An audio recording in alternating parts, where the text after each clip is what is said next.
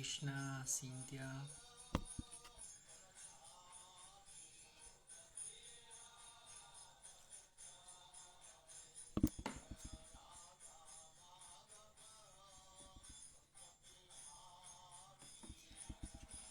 Hare Krishna. Bueno, a ver, ahí está entrando. A ver, Raushi, a ver. Ahí está. Hare Krishna,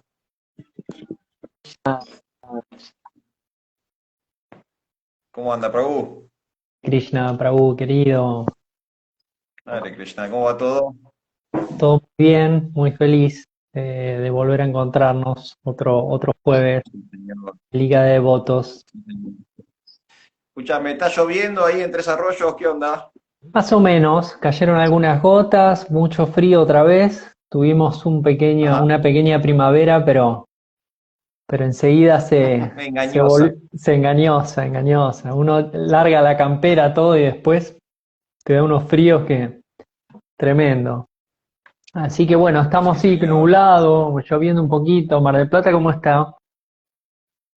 Lloviendo en estos momentos. El pronóstico es lluvia, parece que va a llover toda la noche. Bueno, le va a venir bien a las plantas. Al campo, le hace al Claro, campo. claro, claro. Qué lástima no tener campo, ¿eh? Claro, Bueno, el único problema que tengo, no tengo campo. tenemos unas macetas ahí afuera que a Tula sí le va a gustar. Claro, claro que sí, claro que sí. Bueno, Prabhu, ¿cómo estás? ¿Cómo te dispones para este podcast? Ya, como decís vos, en la recta final. Sí, claro, estamos casi cerrando esta segunda serie porque hoy estamos en el verso número 7 del Shiyastaka y sabemos que es el 7, el del día de hoy, y el 8 dentro de 15 días y terminamos esta serie, así que habría que ir definiendo a qué nos vamos a dedicar una vez que todo esto concluya. Muy bueno, Prabhu, ¿eh? Y bueno, esta semana o a más tardar después del último programa vamos a alargar las preguntas ahí por la encuesta por Instagram para que las personas y el público pueda opinar y decidir Ujú. la temática. Ya quedaron un montón de temáticas Buenísimo. de la encuesta anterior, así que vamos a Sí, repetir cantidad. seguramente esas preguntas. Perfecto, bueno, que el público decida. Nosotros somos Dasa Anudasa, somos sirvientes del sirviente. Exactamente, estamos al servicio de la audiencia. Muy bien. Bueno, Prabhuji, ¿quiere que comencemos directamente? Nos sumergimos Bueno, en el vamos a verso comenzar. del día de hoy. Por supuesto, saludamos Bueno, acá a la devota, a los devotos sí, que se están sumando, Cintia, Sergio, Giri Baradari y demás. Gracias a todos y a todas muy bien. por acompañarnos. Un abrazo a todos los que están del otro lado acá siguiendo a Liga de Devotos. Y bueno, como decíamos, hoy estamos en el verso número 7 del Shikshastaka, ¿sí? Para aquellos que recién sintonizan, estamos repasando una poesía de Sri Chaitanya Mahaprabhu. Para la tradición del Bhakti Yoga, el último avatar o la última aparición de Dios en la tierra. Y hace unos 500 años atrás, Sri Chaitanya Mahaprabhu, él escribió un poema de 8 versos, Shish Astaka, ¿sí? Estas 8 enseñanzas, y con Hari Kirtan Prabhu, en esta segunda serie de Liga de Devotos, durante ya las últimas semanas, nos hemos dedicado a repasar verso por verso. Ya hemos leído y analizado 6 de esos versos. Hoy vamos al número 7 y el número 7 dice lo siguiente. Oh Govinda, sintiendo tu separación, considero que un momento es como 12 años o más. Lágrimas fluyen de mis ojos como torrentes de lluvia y en tu ausencia me siento completamente solo en el mundo. ¿Sí? Este es el séptimo verso, lo leo de nuevo. Oh Govinda, sintiendo tu separación, considero que un momento es como 12 años o más. Lágrimas fluyen de mis ojos como torrentes de lluvia y en tu ausencia me siento completamente solo en el mundo. Un verso ya con mucho sentimiento, ¿sí? Como hemos dicho anteriormente, va increciendo, ¿no? Como la intensidad o la intimidad en verso a verso. Habíamos arrancado con la recomendación general de cantar los santos nombres de Dios y ahora ya estamos como vivenciando el éxtasis o las emociones espirituales del devoto que ya está como profundamente sumergido en el canto del santo nombre. Sí, esto vos lo marcaste desde los primeros encuentros, esta idea de los niveles o de las fases, acá tenía un problema Sí, con sí. el teléfono, o de las fases que uno va atravesando en el Bhakti y cómo eso está expresado en los versos de Chaitanya y esa madurez, que también es una palabra que vos trajiste en los podcasts anteriores, que me parece que es clave, ¿no? O sea, acá en los últimos versos se está viendo ya una práctica devocional, un servicio devocional, un bhakti bien maduro, ¿no? Y que incluso cuando empezamos a meternos ya en estos últimos versos, yo pensaba, ¿no? Bueno, ¿qué podemos hablar sobre estos versos? Y se puede hablar mucho, siempre se puede hablar. Krishna nos da la facultad, pero a la vez es como que cada vez es más difícil, ¿no? Por lo menos para mí, ¿no? Como que, porque entra en una plataforma de la experiencia, Claro. que lo hablábamos en el encuentro anterior, ¿no? Cuando uno lee Néctar de la Devoción, que por ahí lo citamos en el podcast anterior, eh, hay un punto donde uno ya no entiende, o sea, hay cosas que ya, estos sentimientos del devoto avanzado, del devoto puro, ya no son teoría, no son algo intelectual que hay que acceder desde la mente o desde la comprensión intelectual, son experiencias que si uno no llegó a ese nivel, muy poco también uno puede comentar, ¿no? Lo que podemos comentar, que probablemente es lo que hagamos, es la experiencia de nuestros acharyas, nuestros Vaishnavas mayores, que sí han tenido esa experiencia y nos han dejado, digamos, referencia de cómo acceder a eso, ¿no?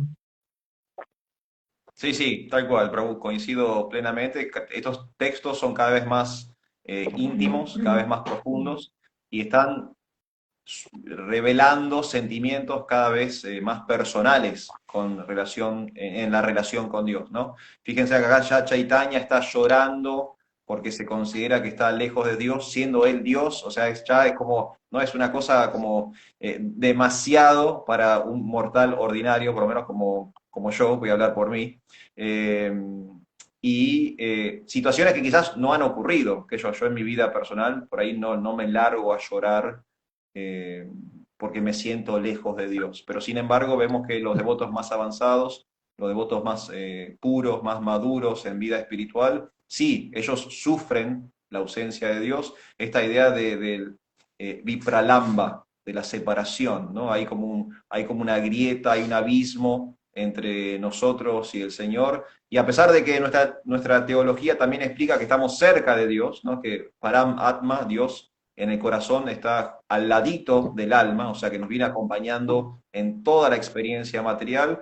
Sin embargo, hay una parte de la relación que no está como arraigada, no es lo suficientemente personal para estas grandes almas que quieren más, ya no les convence la teoría de que Dios está en el corazón. Ellos quieren tener un trato directo, personal, íntimo con Dios. Y como no lo están pudiendo lograr en el mundo material, bueno, surgen estas emociones espirituales de llanto, ¿no? De angustia, de sufrimiento. Sí, es muy cierto, Prabhu, muy interesante también lo que decís, porque este sentimiento de separación, ¿no? Es como, y yo pienso y siento, ¿no? Simultáneamente, primero lo que decís vos, uno por ahí en el nivel que está no ha experimentado esas emociones tan profundas quizás, pero a la vez en el desarrollo cotidiano de nuestra práctica, de nuestra sadhana, yo he descubierto, y seguramente vos también, cómo hay situaciones específicas donde uno puede empezar a percibir eso, ¿no? Y por ejemplo, me viene ahora a la mente, ¿no? Qué sé yo, por ejemplo, a mí me gusta mucho escuchar clases, escuchar a Prabhupada o escuchar a otros gurús, a otros maestros espirituales. Ujú. Y hay días que por ahí, por la rutina, bueno, por el trabajo, lo mismo, que lo que uno está haciendo no llega a hacer esas actividades, y la sensación que uno tiene es, no digo que es el sentimiento de separación a ese nivel de uno largarse a llorar, pero a mí me da como esa sensación de como que me faltó eso, me faltó encontrarme como Claro, un poco de, no sé si de angustia, pero una sensación de que extrañé te ese falta. momento con Krishna, ¿no? Claro. Y muchas veces, no digo claro, o mismo la otra vez que estuvimos por visitarte en Mar del Plata, también, ¿no? No pudimos ir por cuestiones X, y también la sensación, ver a los devotos ahí por Instagram, y el deseo profundo de estar ahí, ¿no? Cantando el Mahamantra, compartiendo el Prasadam, y el hecho de no tenerlo, una sensación de justamente de separación, de extrañar ese contacto, ¿no? Entonces, bueno, si bien uno, digamos, en su nivel y en su plataforma, esa sensación se está percibiendo. De todas maneras, yo no sé si a vos te pasó, Prabhu, eh, cuando uno empieza, digamos, a descubrir estas razas o estas emociones, esta relación que uno tiene con Dios, y a través del estudio del Bhagavatam, ¿no? Uno descubre este sentimiento de separación, por ejemplo, en las gopis, en Radharani, ¿sí? Incluso en Arjuna, ¿no? Cuando Krishna se va y a Arjuna lo agarran unos bandidos que no valían 2 pesos, y le dan bajan. una viaba ahí callejera, porque se sentía tan falto de Krishna, ¿no? Y cómo a través de esas historias uno descubre, al principio a mí me costó, digamos, ¿no? Como entender eso, ¿no? Porque digo, ¿cómo es esto? Esto que vos decís, ¿no? Dios está siempre con vos, pero a la vez en un momento Él se esconde para que vos sufras un poco. Y uno dice, ¿cómo es la cosa, no? Eh, y entender que justamente esto que también hablamos siempre, ¿no? Que cuando esas sensaciones a nivel material, es decir, si eso te lo hace una pareja, por ejemplo, o alguien que vos amás y esa persona te corta el rostro, en este mundo es sufrimiento y ansiedad, o sea, no tiene ningún tipo de Total. placer. Ahora, cuando ese juego amoroso es a nivel espiritual, a con Dios, entonces ahí se esconde un placer infinito, ¿no? Entonces, este cambio de paradigma al principio es difícil de entender, porque en el mundo material sería un hecho no deseable, digamos, ¿no? El desencuentro, el desamor, ¿no? Y toda esa cuestión. Claro. Pero a nivel espiritual eso sabemos que ahí se esconden ciertos placeres espirituales que, bueno, que para el devoto son invaluables, ¿no? Tal cual. Bueno, Y la ahí devota. está, me parece que ahí está la tecla que hay que tocar, porque es ese, que lo hemos hablado ya muchas veces, ese famoso cambio de paradigma, que por lo general nosotros nos acercamos a la espiritualidad con una mentalidad muy material, con razonamientos como mundanos. Entonces quizás la parte más superficial de la práctica la podamos entender y racionalizar, e intelectualizar y ejecutar, pero cuando empezamos a profundizar en los tópicos más íntimos o más complejos, ahí el razonamiento o el intelecto o el análisis material falla. Y ahí se hace un cortocircuito, se nos queman los barcos, por así decirlo, ya no tenemos herramientas para seguir indagando. Y está bueno el cambio de paradigma, que es necesario en la espiritualidad, porque Krishna explica en el Bhagavad Gita, estamos a la sombra o al reflejo del mundo espiritual. Entonces, entendiendo esa dialéctica básica, tenemos que entender lo que explicaba Hari Kirtan recién, que todo lo que nosotros percibimos como bueno acá, seguramente es malo allá y viceversa, ¿no?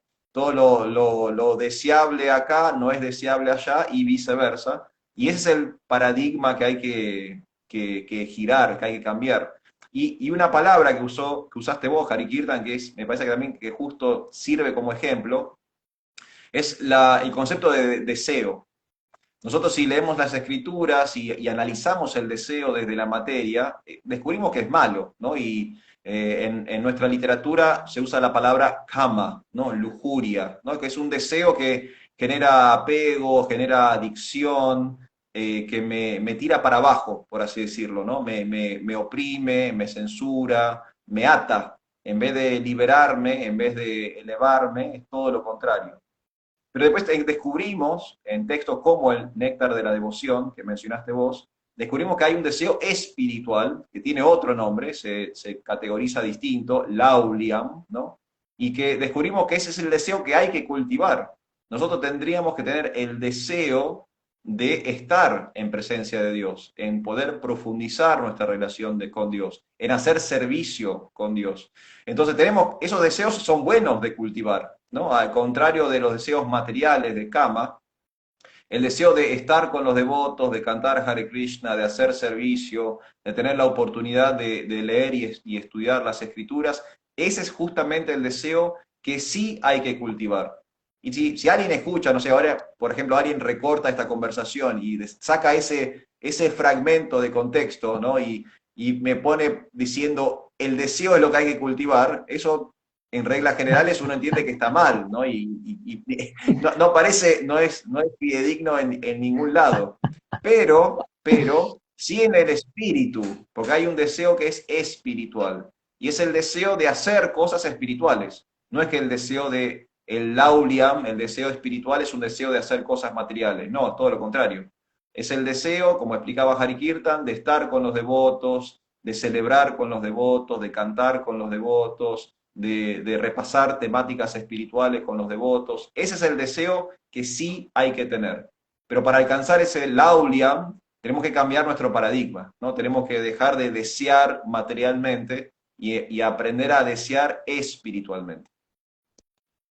Buenísimo el punto, Prabhu, porque yo creo que yo creo que es el gran, como el gran acierto o la gran bendición del Bhakti o la gran belleza del Bhakti, ¿no? En el sentido de que cuando uno estudia el objetivo del yoga, ¿no? Y de la Ashtanga, así que en el capítulo 6 también de Bhagavad Gita también se menciona, ¿no? Y los grandes yogis, ¿no? De las otras eras que han hecho mucha austeridad, esta idea de el control de los sentidos, ¿sí? Que sería el control de las puertas del deseo, digamos, ¿no? Para evitar ese sufrimiento y ese quedar, digamos, atrapado en ese samsara a través del deseo. Eh, yo creo que es súper interesante esto que trajiste, Prabhu, porque Prabhupada insistió, y creo que lo dejó claro, a veces no pareciera tanto, pero lo dejó súper claro en el sentido de que el bhakti no es un proceso negativo, no negativo en el sentido peyorativo, ¿no? Sino negativo en el sentido de resta, ¿sí? Sino que es un proceso positivo, ¿no? Y hay una analogía que a mí me gusta mucho decir, ¿no? Que es, si vos querés sacar el aire de un vaso, no lo podés sacar, ni aunque lo des vuelta, no sale el aire de adentro del vaso. Entonces la única manera de sacar el aire dentro del vaso es echarle líquido, echarle agua o echarle Llenarlo. una infusión, llenarlo. Entonces para sacar algo del vaso, ese aire del vaso, le tenés que poner otra cosa. Entonces esto que Prabhupada insistió tanto en el gusto superior, ¿no? Y que a veces cuando uno está hablando, está compartiendo el bhakti, a mí me gusta hacer mucho hincapié en eso, en el sentido de que no se trata de dejar de desear, de dejar de disfrutar, de dejar de hacer las cosas que uno hace. Se trata de meter a Dios en esa ecuación y que se disfrute como vos decías, ¿no? El cambio de paradigma en realidad es que al meter a Dios, a Krishna, ¿no? en nuestra vida, todo nuestro disfrute y todas nuestras actividades de placer se empiezan a relacionar más con Dios y menos con el propio deseo egoísta de querer, no sé, exprimir alguna cosa o alguna persona del mundo para mi propio placer, ¿no? Porque sabemos que también el cambio de paradigma implica que para nosotros estar satisfechos plenamente, la clave es satisfacer a Krishna, ¿no? Entonces es como el cambio de paradigma es brutal. Yo no sé si las personas que nos escuchan, muchos son devotos y lo entienden, pero yo lo voy pensando como por primera vez y digo, es increíble, ¿no? Porque de pronto, lo que decías vos recién, en el mundo material, para obtener placer, yo tengo alguien me tiene que dar algo para yo obtener placer en el mundo material. Tengo que sacar algo o alguna cosa para yo obtener placer. Pero a nivel espiritual es completamente distinto. Para obtener placer y estar feliz y satisfecho tengo que dar. ¿Sí? Entonces, bueno, ahí empieza esto que decíamos, ¿no? Ser sirviente en este mundo no es algo muy deseable por la mayoría de las personas, ¿no?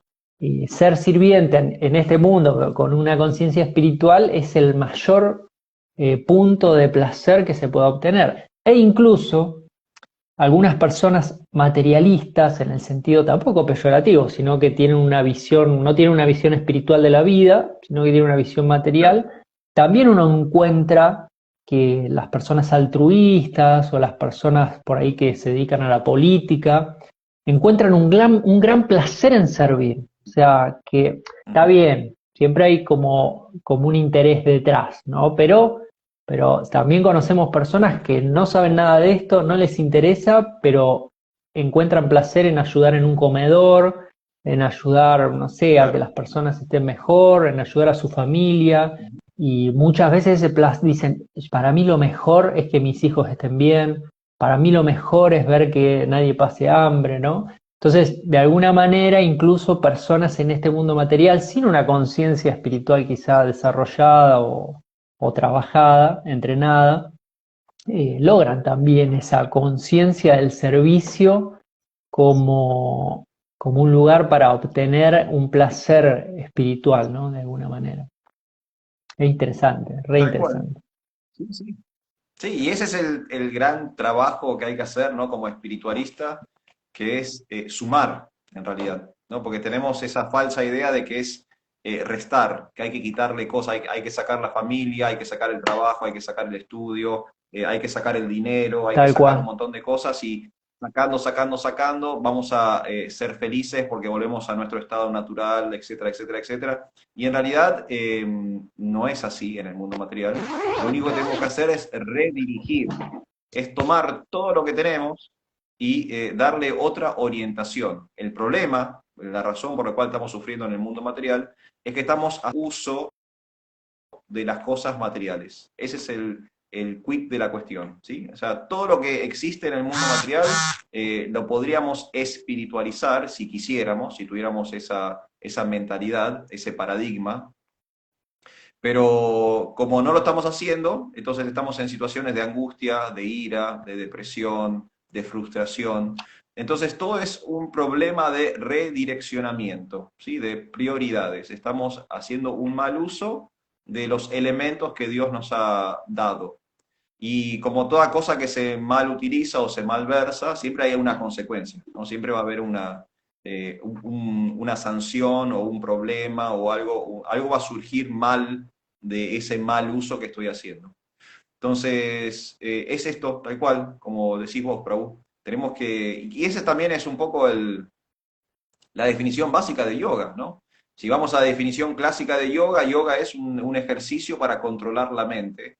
Si analizamos un poquito más en detalle qué significa controlar la mente, significa básicamente redirigir esa energía que tenemos, esa potencia mental, emocional, y ponerlo en un lugar mejor que lo que estamos poniendo ahora. O sea, ahora nuestra mente me está generando un sufrimiento Y lo único que tengo que hacer es usar la misma energía, pero ponerlo en un lugar de salud, en un lugar de luz, de positividad. Ese es el gran esfuerzo que tengo que hacer. Es pasar de un estado tóxico a un estado sano, con exactamente las mismas cosas que tengo ahora, pero cambiando la conciencia. Totalmente, y eso hace que el proceso espiritual, que es gradual, se vuelva esto, ¿no? Susukam, que decimos siempre, ¿no? Se vuelva placentero, en el sentido de que, porque también entra, ¿no? La cuestión del desapego, ¿no?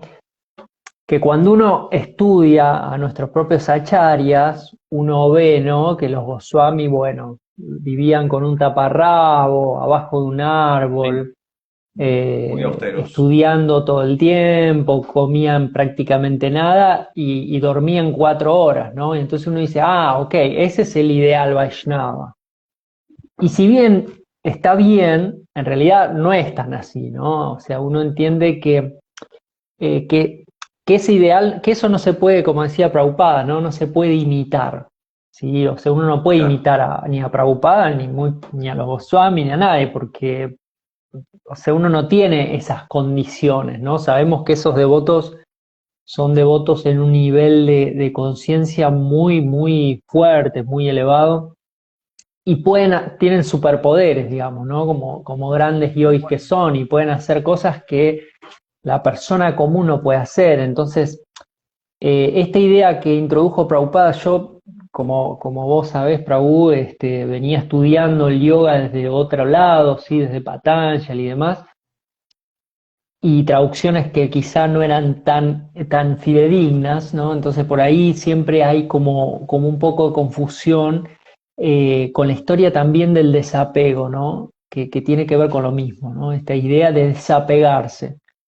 Y cuando escuché la definición que da Prabhupada, ¿no? Que es desapego es apego a Krishna, ahí es como que entendés todo, o sea, pasás a otro nivel de comprensión. Esta idea, ¿no? Que desapego no es sacar, desapego es poner a Dios en el medio de todo, en el centro. Claro. Entonces, y eso es un proceso mucho más natural, que tampoco hay que forzar, ¿sí? A medida que uno va relacionándose a través del sausanga, a través de la amistad con los devotos, a medida que uno va haciendo algún servicio o teniendo un altarcito para poner flores o para poner un incienso, para lo que sea que uno pueda hacer o simplemente prestar una reverencia, empezar a cantar el Mahamantra, ¿sí? Quizá al principio, no sé, escuchando un mantra de YouTube, y después cantando una yapa de vez en cuando y después cantando una yapa todos los días. Y naturalmente el proceso se tiene que dar, digamos, no tiene que haber un golpe así rotundo de, bueno, me voy a vivir al templo, como quizá antes estaba incluso en nuestra propia cultura, ¿no? Y nuestros propios Sí. gurus, nuestros propios acharyas, discípulos de Prabhupada, estoy hablando como de esta última fase, también descubrieron esto después de mucho tiempo de práctica, que no era necesario. Muchos, nuestro Gurudeva, ¿no? Acharyadeva, Hridayananda Goswami, él cuenta muchas veces eso, ¿no? Que él a los 20 años, ahí y tanto, ya tomó sannyas y de pronto estaban en una vorágine increíble, súper elevada y súper comprometidos con el movimiento, pero después de 30, 40 años se dieron cuenta que en ese revoleo, ¿no? Claro. Bueno, por tratar de hacer bien las cosas, ¿no? Y por un compromiso muy, muy profundo, también cometieron muchos errores. Y él menciona esta idea de que muchos devotos, qué sé yo, que eran músicos, otros que eran, no sé, les gustaba la literatura, otros que eran quizás empresarios, dejaron sus actividades y después de muchos años se dieron cuenta de que, bueno, estuvo bien en ese momento, pero que no era por ahí, ¿sí? Y de hecho muchos Claro. devotos después en el tiempo retomaron sus actividades para servir, ¿sí? Como una manera de servicio, porque de alguna manera todos tenemos un don o varios dones o cualidades que nos dio Krishna para hacer servicio para él.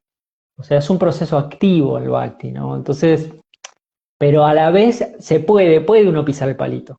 A eso voy, ¿no? Sí, Que sí, sí, porque sí, uno se pone claro. a leer las yastras y hay cosas que si uno ya no tiene esta conciencia, se pueden malinterpretar.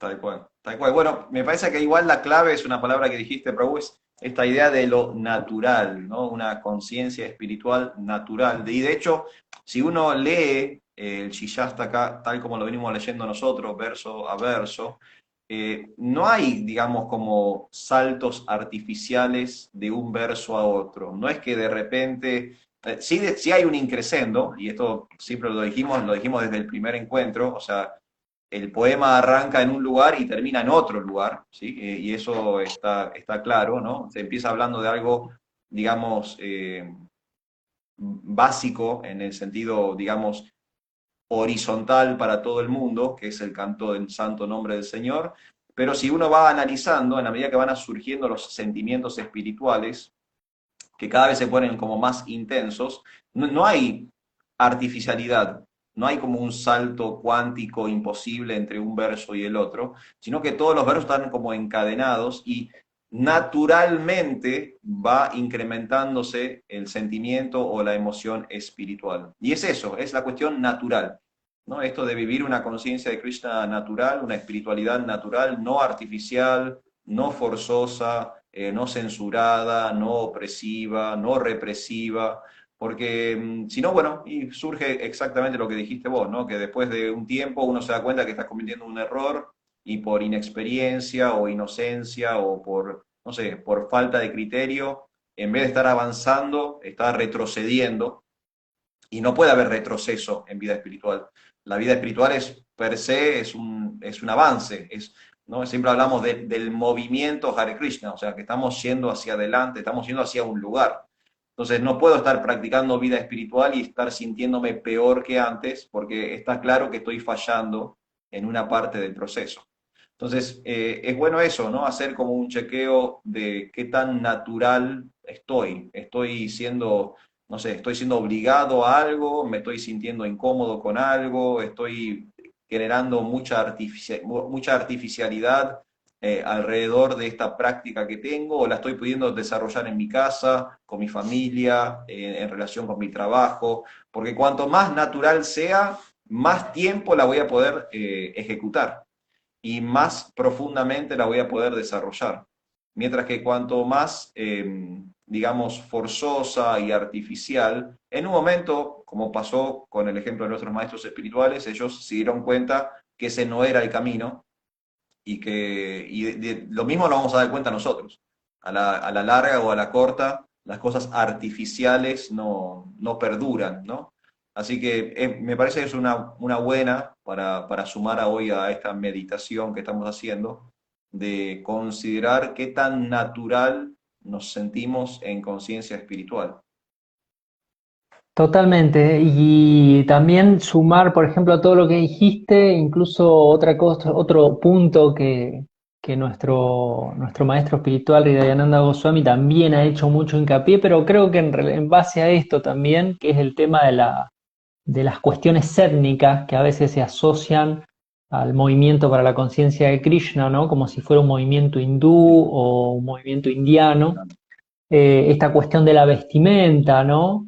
Que muchas veces esto que vos decís, para algunas personas puede ser natural y está bien que por ahí usar ropa de la India, ¿no? O demás, pero para muchas personas eso no es natural, digamos, Para nada. y a veces se convierte en un impedimento.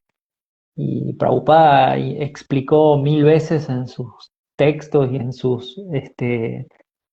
en sus conferencias que conciencia de Krishna no es ni siquiera una religión, es algo universal, o sea, el conocimiento es universal, entonces no puede estar supeditado a cuestiones culturales específicas o de vestimenta o de comportamiento en el sentido de una cultura, ¿no? Entonces está bueno, me parece que está bueno ese proceso también, que en el movimiento se ha dado esa madurez, yo creo que es una cuestión de madurez también, y que va a permitir también que muchos devotos, muchas devotas, que quizá esas cuestiones le resultaban o le resultan a veces difíciles de asimilar y también lo asocian como un requisito, Claro, puedan, o sea, entender que eso no es un requisito, sino que es un detalle que uno puede, digamos, si uno le gusta, puede hacerlo o no, digamos, ¿no? Esta idea de, bueno, para cantar el mantra Hare Krishna hay que tener meridanga y armonio, ¿no? Bueno, no, podés cantar con cualquier. Prabhupada dio el ejemplo, ¿no? Cuando llegó a Estados Unidos, bueno, tenía lo que un tamborcito y le daba con eso. Después consiguió lo otro porque él le gustaba y tenía ya la cultura del armonio, de las cártalas, pero sabemos bien que lo tal cual. importante es el mantra, digamos, no los instrumentos de acompañamiento, digamos, ¿no? Entonces, o las melodías, ¿no? Tener que cantar melodías, ¿no? De reminiscencia a la cultura indostánica, india, o hindú, no, tampoco. O sea, puede uno cantar una melodía el otro día con Rukmini, nos venía una melodía de una chacarera y le metíamos el Mahamantra y quedaba bárbaro. Decíamos, esto hay que hacerlo porque queda espectacular, o sea, Bueno, calzaba buenísima. Entonces, y Krishna va a estar súper feliz con eso, ¿sí? Porque lo que importa es conectarse con Dios, ¿no? Y esto de la naturalidad, volviendo al verso, me parece interesante porque el amor, estamos hablando de un sentimiento de amor, y el amor no puede ser forzado, no puedo decir, no, bueno, tenés que amar a Krishna, o tenés que amar a tal persona, viene otra persona y me dice, y yo digo, ah, claro, para ser feliz tengo que amar a esta señora o a este señor. Eh, Eso nunca va a funcionar. Bueno, capaz que alguna vez funcione, pero es muy extraño, ¿sí? Esa sí, sí. relación de amor se da naturalmente. Y a veces se da de golpe, es verdad, se puede dar un amor así a primera vista, pero en general después ese amor se cultiva en la cotidianeidad, en ese intercambio amoroso de servir a la persona amada. Entonces, con Dios no es diferente, ¿no? Entonces, se da esa cuestión, o sea, ese amor tiene que surgir de uno, no puede surgir de afuera, ser impuesto. Entonces ahí también, ¿no? Esto que decimos, ¿no? Que Chaitanya marca muy bien, ¿no? Nos va dando pautas para, para llegar a conocer a esa persona, ¿no? Es como un poco como eso cuando uno es más joven, quizá, bueno, quizá depende, ¿no? La edad, no voy a hacer referencia a la edad, ¿no? Pero que dos amigos te presentan, vos estás soltero, ¿no? Y el grupo de amigos te presenta una chica, ¿no?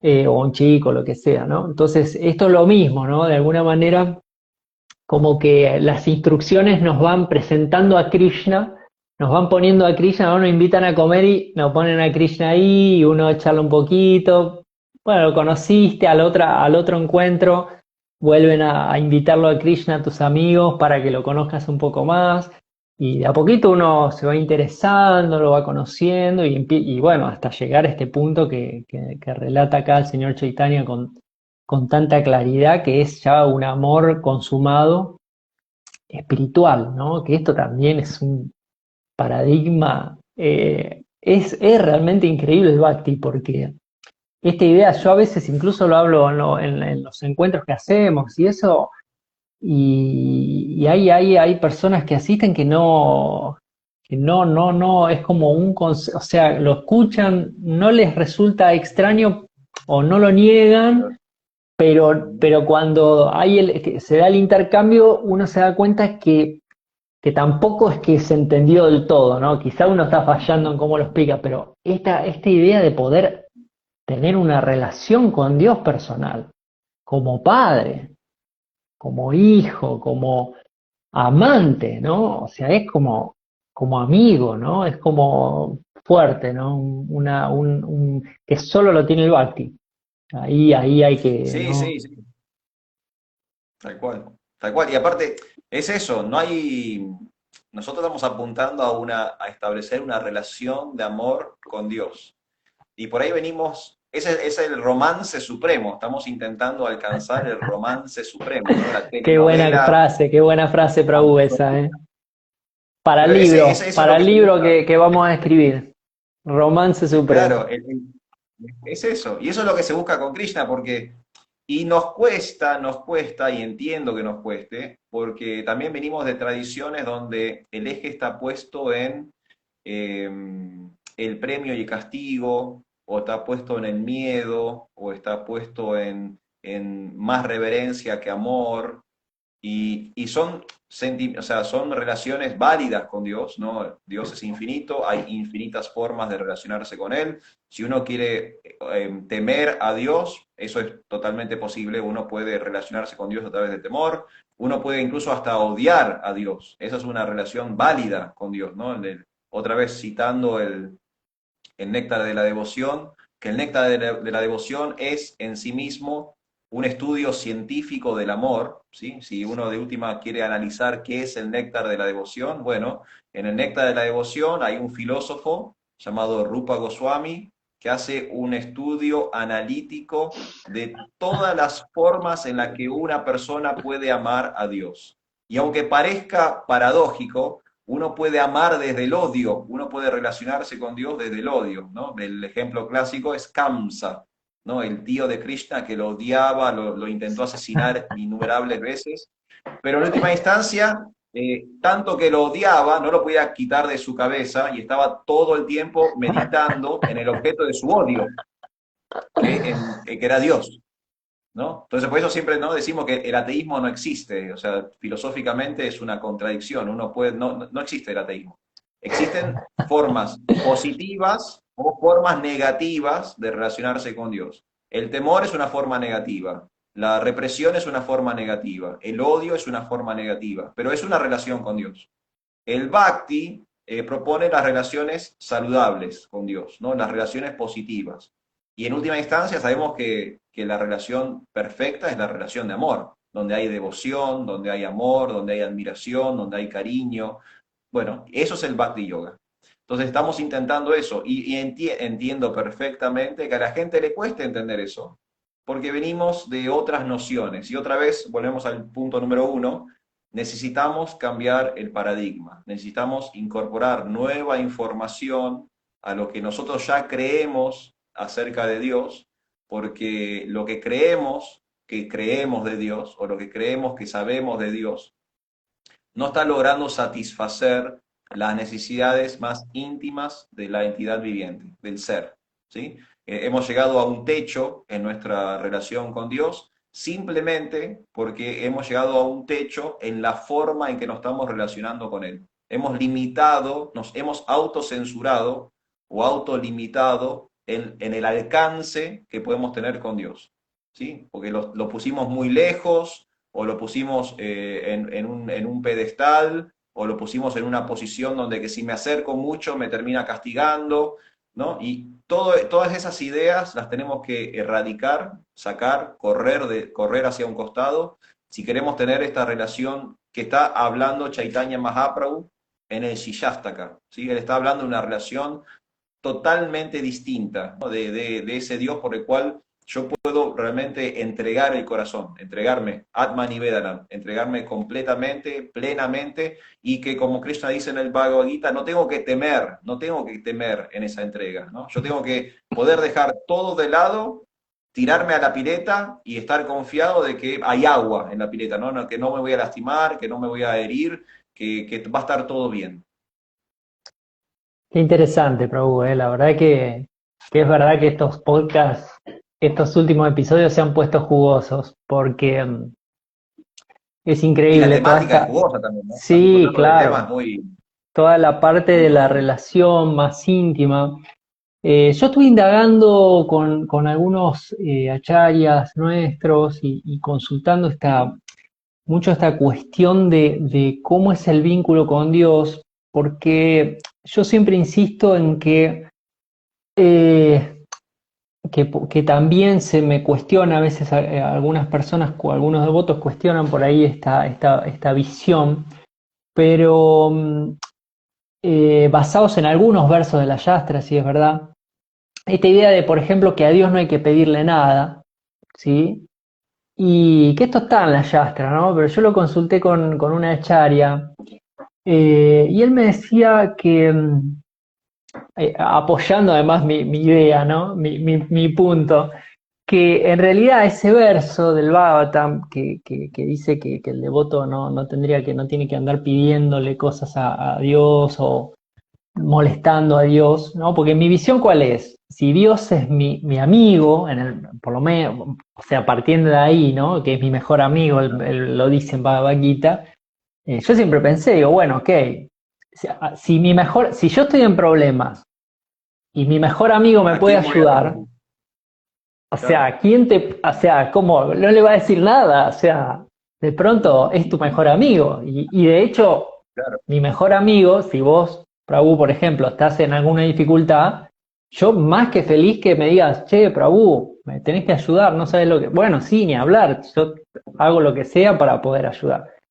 Entonces, digo, ¿cómo ese verso está diciendo que no hay que, y que muchos devotos utilizan muchos versos y muchas instrucciones que hay de ese tipo, como para generar una distancia, ¿no? Como decir, no, Dios está allá, yo estoy acá, yo solo tengo que servir, no tengo que pedir nada.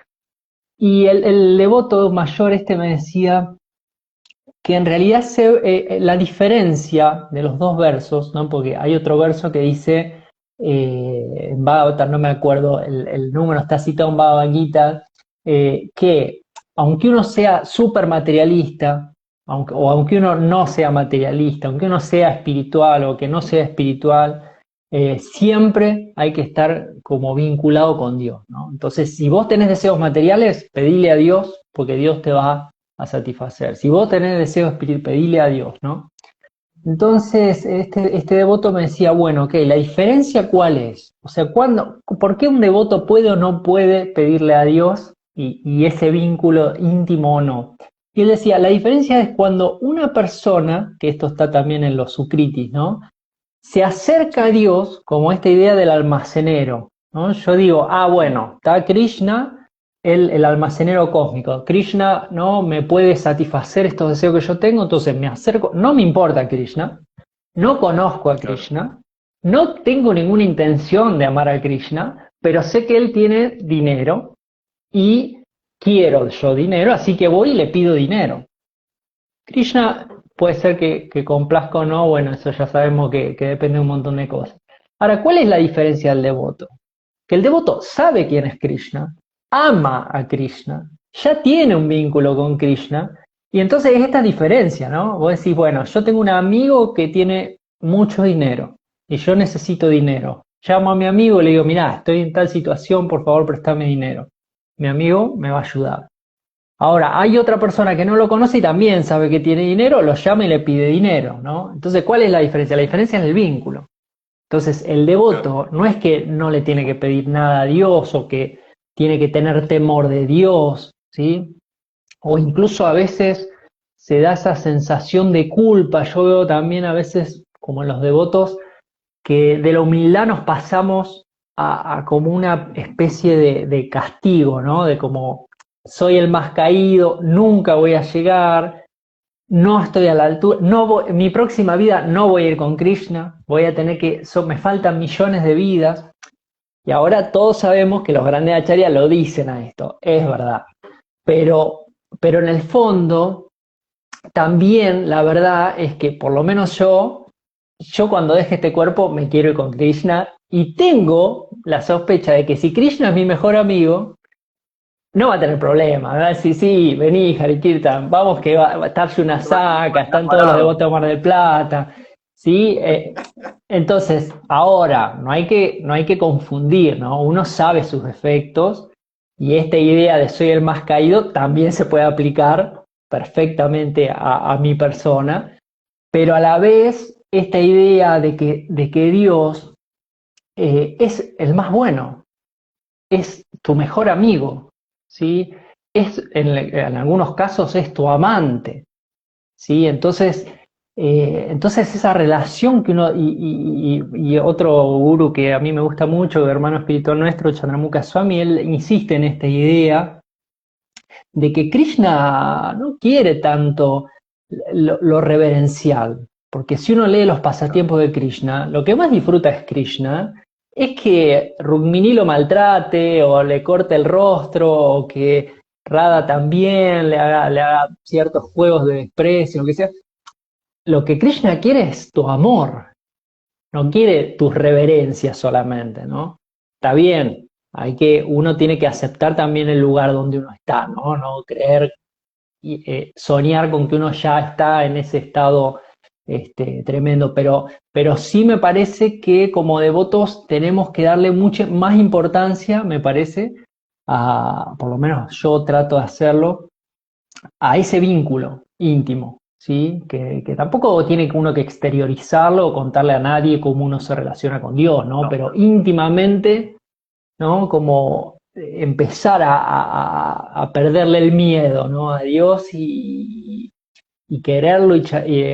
Otra vez nuestro gurú decía que, creo que era en México, había un devoto que decía, ay Krishnita mío, y se mataba de risa, porque no sé qué había pasado y el devoto le decía a Krishna, ¿cómo puede ser?